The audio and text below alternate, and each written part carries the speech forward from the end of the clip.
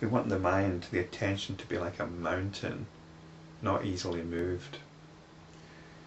You are an enlightened being. Instruct me so that I may never again be sunk in grief. Obviously, this world is full of pain and death. How does it become a source of joy without befuddling one's heart? So Rama's painted a rather bleak picture of conventional existence. But here, it's possible, he's putting forward the possibility that the world can become a source of joy. And of course the problem with things being joyful is they become objects of desire. And thus the heart gets befuddled once again. So the thing is, how can we experience the world as joyful without being taken in by it? The mind is obviously full of impurities. How can it be cleansed, and with what cleaner prescribed by what great sage? How should one live here so as not to fall a victim to the twin currents of love and hate? Obviously there is a secret that enables one to remain unaffected by the grief and suffering in this world, even as mercury is not affected when it is thrown into the fire. What is that secret? What is the secret that counteracts the habit of the mind that is spread out in the form of this universe? So the universe here is a construction of notions, of ideas.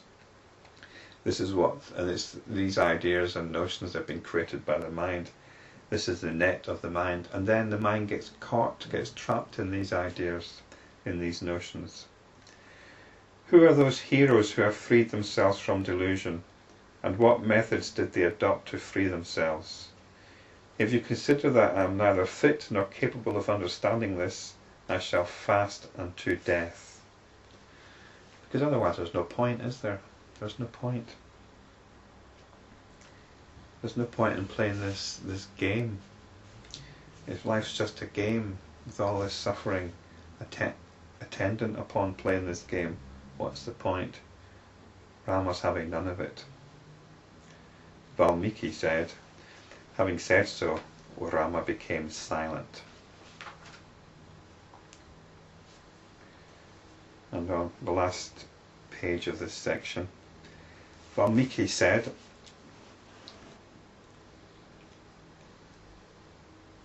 and this is like the closing curtain of this section. It's quite a glorious picture that Valmiki paints. All those who had assembled in the court were highly inspired by the flaming words of Rama's wisdom that is capable of dispelling the delusion of the mind. They felt as if they themselves had been rid of all their doubts and deluded misunderstanding. They drank the nectarine words of Rama with great delight. As they sat in the court listening to Rama's words, it appeared as though they were no longer living beings, but painted figures. They were so still with rapt attention. Who listened to Rama's discourse? Sages like Vasistha and Visvamitra, the ministers, members of the royal family, including King Dasaratha, citizens, holy ones, servants, caged birds, animal pets, the horses of the royal stable, and the celestials, including the perfected sages and heavenly musicians. Surely even the King of Heaven and the chiefs of the netherworld listened to Rama. Thrilled to hear Rama's speech, all of them acclaimed, "Bravo, bravo," with one voice, and this joyous sound filled the air. To facilitate Rama, there was a shower of flowers from heaven. Everyone assembled in the court cheered him. Surely no one but Rama, who was full of dispassion, could have uttered the words that he gave expression to, not even the preceptor of the gods. We were indeed extremely fortunate to have been able to listen to him.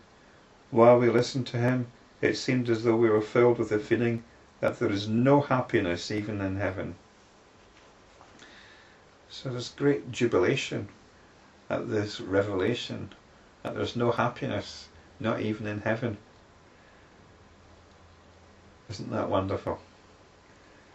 We have this cosmic setting in a king's palace with not only all the members of the court, not only with the king and sages, not only with animals and celestial beings. They're all there listening to this discourse on how there is no happiness to be found in all the world. The perfected sages in the assembly said, "Surely the answers that the holy ones are about to give to the weighty and wise questions of Rama are worthy of being heard by all beings in the universe. O sages, come, let us all gather in the court of King Dasaratha to listen to the answer of the supreme sage Vasistha." Valmiki said. Hearing this, all the sages of the world hastened to the court, where they were duly received, honoured and seated in the court. Surely, if in our heart the lofty wisdom of Rama is not reflected, we shall indeed be the losers. Whatever be our abilities and faculties, we shall thereby prove that we have lost our intelligence. So that's the end of the first section on the dispassion of Rama. And it sets the scene. It sets the scene and it puts it in a cosmic context, because that cosmic context is a way of reflecting the importance of what this is about. It's to do with our relationship with reality. It's to do with our fundamental perception, our fundamental experiencing of things. It's to do with our essential existence, our humanity. And it deserves this cosmic setting.